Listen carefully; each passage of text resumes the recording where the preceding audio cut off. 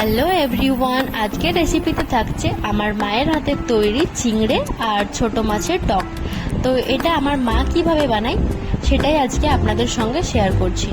তো প্রথমেই এখানে সর্ষের তেল দিয়ে দিয়েছিল, আর সর্ষের তেলের মধ্যে দিয়েছিল 5 ফোড়ন। তারপরে এখানে সর্ষে আর জিরে বাটা দেওয়া হয়েছিল। তারপর কেটে রাখা টমেটো, লঙ্কা দিয়ে নুন, লঙ্কা গুঁড়ো আর হলুদ গুঁড়ো দিয়ে বেশ ভালোভাবে কষাতে হবে যতক্ষণ না পর্যন্ত টমেটোগুলো সেদ্ধ হয়ে যাচ্ছে। টমেটোগুলো সেদ্ধ হয়ে গেলে মা একটু টেস্টটা বাড়ানোর জন্য এখানে চিনি অ্যাড করে। তো আপনারা চিনিটা অবশ্যই দেবেন, এতে দেখবেন মানে টেস্টটা ব্যালেন্স হবে। তারপর এগুলো ভালোভাবে সেদ্ধ হয়ে যাওয়ার পর এখানে লেবুটা অ্যাড করে দেবে, লেবুর রস। এখানে আপনারা চাইলে বাড়ির তৈরি আচার ব্যবহার করতে পারেন, খুবই ভালো লাগে খেতে। আপনারা কি চিংড়ে ভাজা খেতে বেশি পছন্দ করেন নাকি চিংড়ের টক, সেটা আমাকে অবশ্যই কমেন্টে জানাবেন।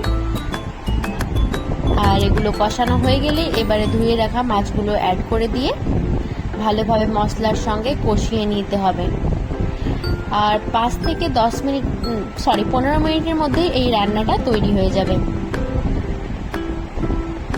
আপনাদের এই রেসিপিটা আজকে কেমন লাগলো সেটা আমাকে অবশ্যই কমেন্টে জানাবেন। যদি ভালো লাগে তাহলে লাইক, কমেন্ট আর শেয়ার করবেন। চ্যানেলটি সাবস্ক্রাইব করতে ভুলবেন না। দেখা হচ্ছে খুব তাড়াতাড়ি নতুন একটা ভিডিওতে। ততদিন সকলে ভালো থাকবেন, সুস্থ থাকবেন। টাটা।